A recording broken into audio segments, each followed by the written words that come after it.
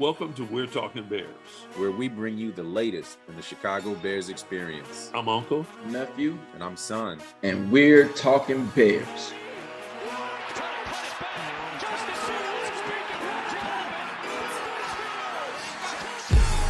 Yeah! Welcome back to We're Talking Bears. Boom! It's the victory chain. We got the W against Carolina on Thursday night. Week 10. Man. Hey, we appreciate everybody out there. We appreciate you guys pushing us over 100 subscribers. Our goal is 500 for this season. We want to get to 500 before the season's over. Like, subscribe, tell your friends. Come on back. We're going to keep producing content, more and more content, and keep things going out there. But got to put on the victory chain. Got to have a seat. Yeah. Got to. Nephew, what you think about this game? Man, close call. I didn't expect it to be such a fight. I'm glad we got the W.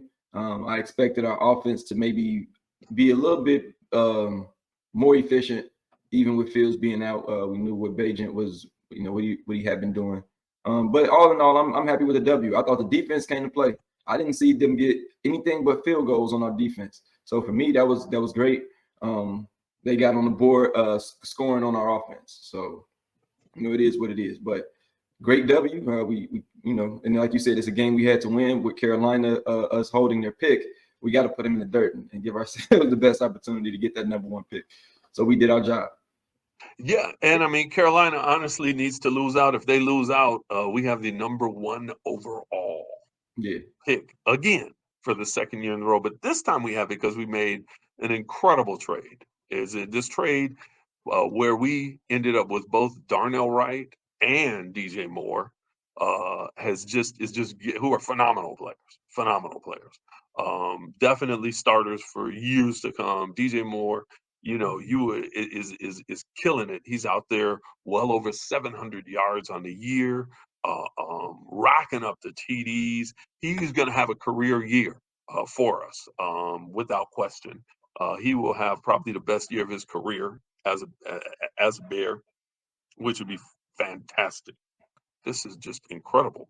Darnell Wright, man, he's doing the job. He's learning on the job. He's a rookie, so he's learning, but he's already one of our better offensive linemen. So, and he's definitely, Montez Sweat took him to school in that Commanders game, but we won anyway. Now Montez Sweat gets to take him to school in practice, and he gets to take notes.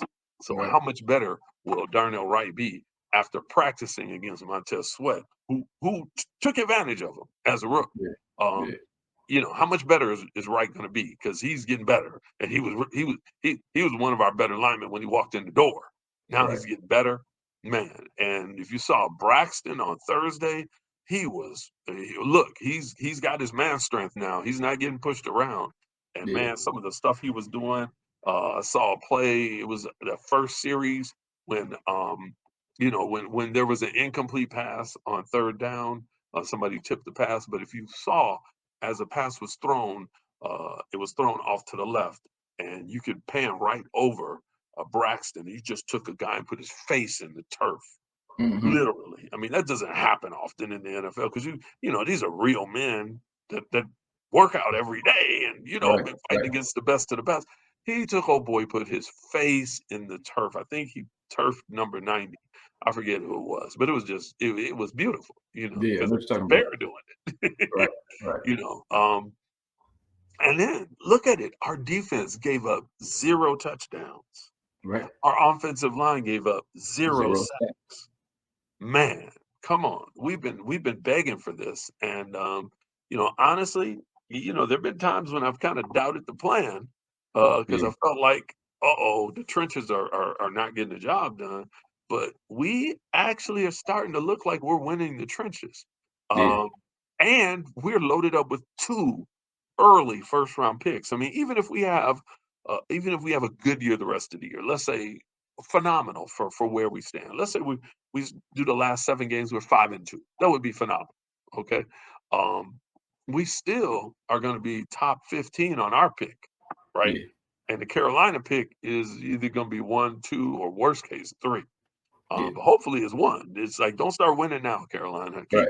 Keep I don't making. think they will. Look, I don't think they will. There's not a lot of worry, but accidents. I think I actually looked at their schedule, and the last game of the year for them is a possible.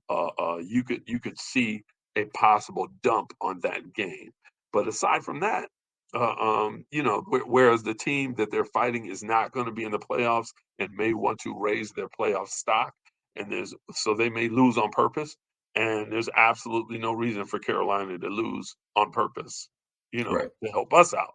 So you get that last game of the year, you get a situation where, Carolina could win despite us, and a team they could be facing a team that wants to lose to raise their draft stock. Right. Aside from that, we'll see what happens. But if the Giants accidentally win one more and the Cardinals accidentally win one more, I think we're a lock at that number one overall, which Yep. is just That's what I'm hoping for. Look. for sure, for sure. It's like, yeah. But I want to, I still want us to play. I want us as a team to have the goal of becoming respectable now. That Yeah. way, going into next year, we're respectable. The only downside of that is what happens with our coaching if we actually pull the back end of this year out. What happens with our coaching if we're, 5-3 over the back end or 6-2 over the back end? I mean, to me, it would just mean it would have a lot to do with the adjustments and changes that lead us to that 5-3. If I see that it seems like they're figuring it out, hey, I'm not with just dumping on them because they've kind of been underwhelming up to this point. If you all can do the job and prove yourselves capable of leading this team, then by all means, keep them around. Keep them around. I think 5-2, 5-3 to close out the season, as you said. I think that would speak in favor of them, right? So I feel like if their game plan gets better, play calling gets better, the scheming gets better, and we're actually out there winning because of them, then I say, hey, let them continue. But outside of that, I feel like that 5-3. If it's just like, hey, we're barely scraping by, the play calling is still suspect, but we're winning because we just have good, talented players. I still would look at coaching and say, hey, maybe you guys aren't the guys for us. I'm going to push it a little more. For instance, the Doug Collins with Michael Jordan versus Phil Jackson with Michael Jordan. That kind of look. When you looked at that, Doug Collins and Michael Jordan, they were winning, right? But management had the foresight to say they might be winning and we might pop up in the playoffs, but we're not winning a championship like this. Right. And they had to have the foresight to say, okay, yeah, Mike's scoring 35 a night and we're winning, but that's not going to bring us a championship. We need something that's going to come together and bring championship level basketball. Right. And they did. They found Phil Jackson and added some other pieces, let go of some people that even made Mike pissed off, right? And Oak tree. yeah, yeah, yeah, oak tree. But it was the right moves because boom, three-peat, right? And three-peat's not an accident. Yeah. Right, it's not an accident. And it was necessary. You have to look back, and I'm not a revisionist history person. You got to look back and say what didn't work, and what worked, Right. was the right choice. Right. So that's I would be my only fear is I don't want to do what we did to Lovey, where you start winning and I get rid of you. But Lovey was already established entity. But I will say, if I look over your history and I go, this isn't, and for instance, we could get a guy like Harbaugh, who's taken a team to the NFC Championship and really led in the Super Bowl until somehow the power went out for 2 hours to let the other team get refreshed, get some Right. electrolytes, uh, hit the hot tub for a minute and get the soreness out their body, and then all of a sudden, and figure out how to stop Kaepernick. Right. and, Right. so that was very suspect. But you get a guy who's got that championship pedigree. Now, who knew Phil Jackson was going to be a phenomenal coach and win 9 championships Yeah. as a coach? Nobody knew, right? You couldn't have known because he hadn't done it before. But again, just like Andy Reid had led Philadelphia to almost winning a championship, Jim Harbaugh has led San Francisco to almost winning a championship with a double with a two threat quarterback. And I'm willing to get, right now, I'm not high on this coaching group and their ability to get that done. Me neither. So if Harbaugh's available and we, look at, unless we have a phenomenal turnaround, it's just, oh my gosh, you were right, the system actually does work.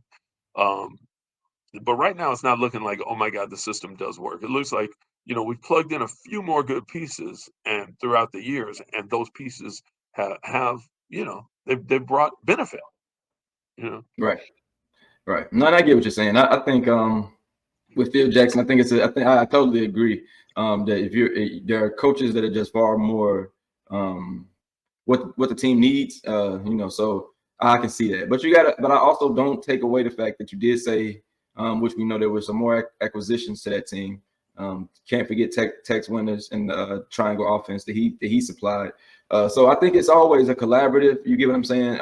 But yeah, it's not looking like the coaches we have in place are going to have that type of a turnaround because it hasn't worked up to this point. So I'm totally with you. That's what my expectation will be, is that whether we finish good for where we are right now, or whether we continue it on this kind of a trend that we've been on, I don't see it being much of a change due to the coaching.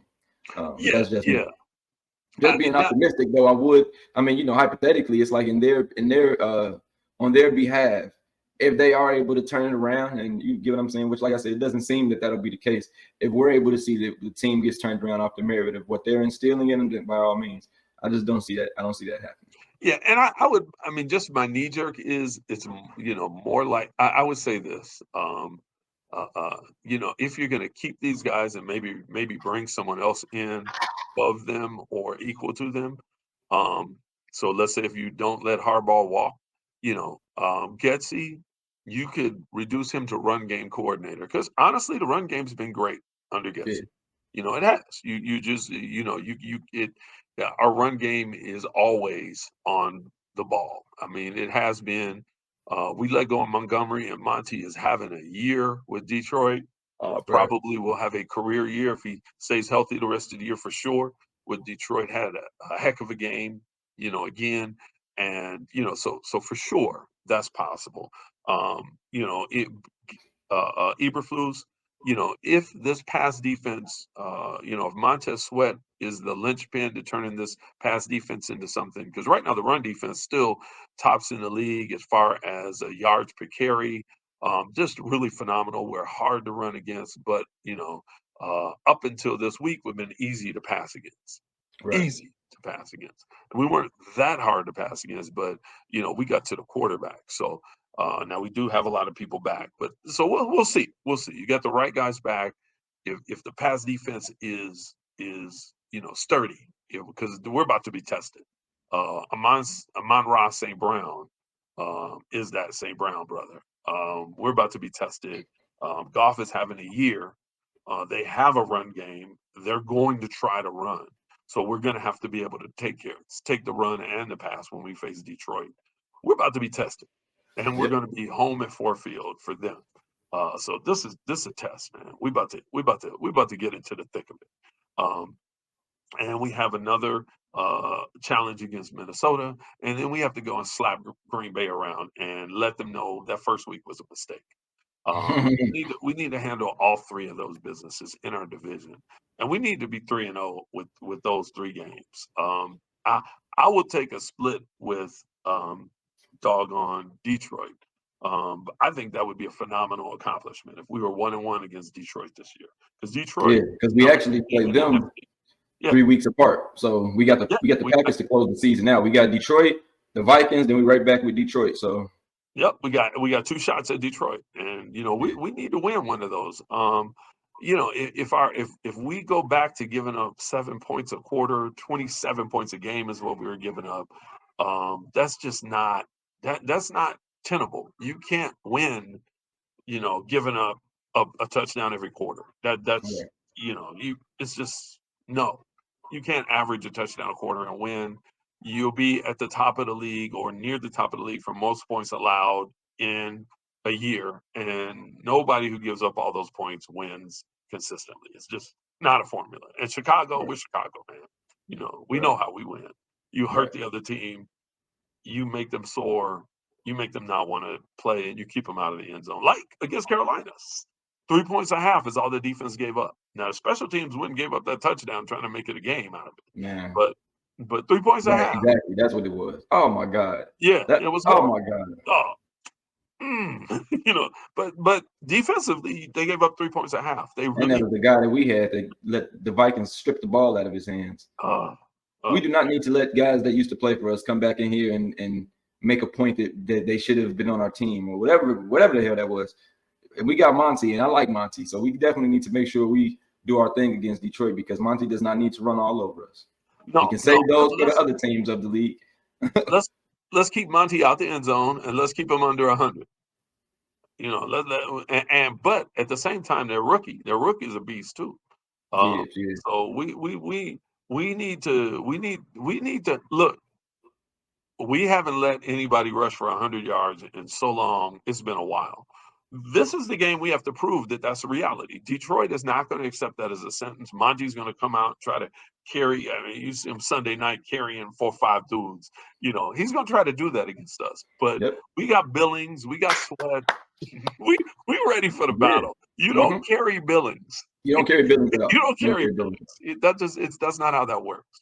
So this is strength meets strength. So let's go. I want to see us continue this streak of not 100 yards in rushing giving up to a team. We need to keep them under 100. That would be a heck of a challenge and a heck of a performance. But let's do it. Let's do it. And I mean in both games. Both games. Right. Let's do it. I mean, what can you say? The Carolina game, it was a defensive clinic. Yeah. It was a defensive clinic. Bagent did not look bad. He had a few passes that you threw those against other teams and that was going to be trouble. Sometimes he's just got to learn, all right, I know you don't want to take the sack, but just throwing the ball out there in the NFL, this is not college. You can't. You can't just throw a dead duck out there. Good teams are going to pick that off. Carolina's not a good team. He got away with it. But he'll learn. He'll learn. He's a rookie, obviously a smart kid, and he'll learn. And he's got a 3-year contract, I believe. So let's go. I mean, hey, 2-2 for us this season. That's not bad. Yes, 2 of our 3 wins. Of course, they were against substandard teams, but I mean, good to get. Well, you always say you got to win the games you're supposed to win. You got to win games on the schedule, man. There you go. And I've always said, if you're a backup and you could come in and just stay 500, you did a good job. That's your job. You're a backup. You can keep the team 500. That nothing bad is going to happen. You're a backup and we're winning, and you keep us 500. Good job. If you're a backup and we're losing, you keep us 500. Good job. Yeah. Man, you're right. I can't wait for this Lions game, dude. It's gonna be good to go against Monty and have him get his shot back, get his shot for his look back. Now I don't want to see him get anything on us, but it's gonna be a nice game. It's gonna be a nice game. He and his rookie, they can have 48 yards apiece. Yeah. But you know what? It's gonna be nice though, because we run the rock too. So it's gonna be nice to just see if this is the defensive clinic, if this is just a run game clinic, or I can't wait to see it. And Herbert should be back. And Herbert's going to want to make a statement. Because we were down to like going to want to make the third and fourth backs. When we got Roshan back, I think Herbert should be back. So we'll see. We'll see. As we get closer to the game, if he's if he's going to be able to play. Foreman has been a beast. Foreman's been a beast. Foreman's been part of these 2 victories that we pulled out recently. Because he's had to step in and fill the role, and he's done a fantastic job. I like our run back room. If looking forward to next year to that number 1 overall pick, keep it, trade it, and if we keep it, who? You know what I'm gonna say. What you gonna say? Marvin Harrison Jr. Yeah, that's what I want. I think you'd be crazy not to. I really love Mooney. I love what he's about, but Mooney's going to struggle to hit 800 this year. Right now, he's on pace for like 600. We need him to step it up, get 65 yards a game for the rest of the year and hit 800. That's what I need out of Mooney. Just remind us that you are a solid number 2 or number 3, right? Right. And make Marvin Harrison come in and fight for his job. But I think this is the way I look at it. You give Fields his 5th year, you take Marvin Harrison with that old first overall pick, and we're a different offense. We are a dangerous offense. What do you do with the 2nd pick? Let's say we end up in the 8th spot. You got the 1st and the 8th. What do you do with the 2nd pick? I don't know. I'm honestly going to look defense. I'm thinking defense. I want to get more pressure on the quarterback. So that's where I'm looking. I can get with you. I could. Here's one. You could take one of the best edge rushers off the board. Probably won't get the 1st one if we're like 8th, but you might get the 2nd edge rusher off the board. Maybe the 3rd, worst case, but no, nothing worse than the 3rd. Probably the 2nd edge rusher off the board. But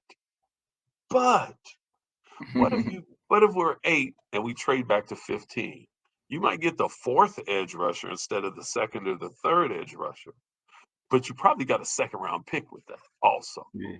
So now you can get that edge. You get a little bit. I mean, honestly, when you look at top 10 people, they 10 career-wise end up the same. One isn't any better than 10. That's just the way it is. You get a top 10 guy, he's a top 10 guy. One doesn't mean that he's, I mean, look, is Fields' career that then, people can argue, well, look at his record. Let's look at his stats because he can only throw the ball and run the ball.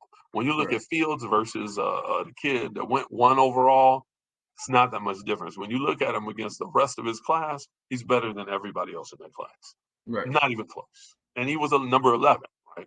So you look, that's just the way it is. So if I move from 8 to 15, I haven't lost a lot. You move off of 1, you're going to lose Marvin Harrison Jr. Right. You could move down to 2 and still keep him. Depends on who it is. If somebody else is snoozing that. Right. But it's too much risk because somebody could say, I'm going to just take MHJ, and that's that. So I wouldn't play. I wouldn't play with that because if you lose him, he's the perfect fit for our team. He's a big, fast, great route runner. And guess what? We got Equanimous St. Brown, but he's not. He just doesn't catch very well. You know what I mean? He's big and fast, but he doesn't catch very well. So, and we had what's his name? We traded last year, tried to get that physical guy. We need that, and with DJ Moore, who's good size and strong and tough, but he's not 6'4". He's 6 foot. So, we need wow. So I mean, if we could, I think it's coming. If we could trade back a little bit, get an edge, and also get another guard, a second round, like we trade back to 115. When are we getting our center? Man, what'd you say? When are we getting our center? Well, I think you get your center. You're right. I'd use that too. If we got that 2nd round, you're right. Get the center. You're absolutely right. No argument. If we trade it back from, let's say, 1-8 to 115, somewhere around there, you get in the 1st round, you get an edge. In the 2nd round, if you go 215, you probably took the 1st center off the board or the 2nd center. Nobody gets centers till 2nd round. So if you use that 2nd rounder that you reacquired through that trade down for a center, you've got Marvin Harrison, a top 15 a guy for edge, so probably the 2nd or 3rd best edge on the board, and you might have the best center on the board. Which, I mean, think about the change in our offense with that. A top flight center, the best center in the draft. Because we got the best right tackle in the draft. I say we got the best tackle in the draft. We got best right. So does Will Anderson. He says we got the best tackle in the draft. And DJ Moore. He's about to. DJ Moore's on pace to set the record. Be the 4th best receiver season in the 100-year Bear history. Already, he's not even worked into the offense yet. Right. They kind of get him the ball sometimes and don't other times. Right. I mean, no, you're right. Man. So and we've had guys. I mean, come on, we had B Marsh here. We've Big had Alshon. we had Musa Muhammad. We had some Yeah. receivers here, Right. some guys that put up some seasons.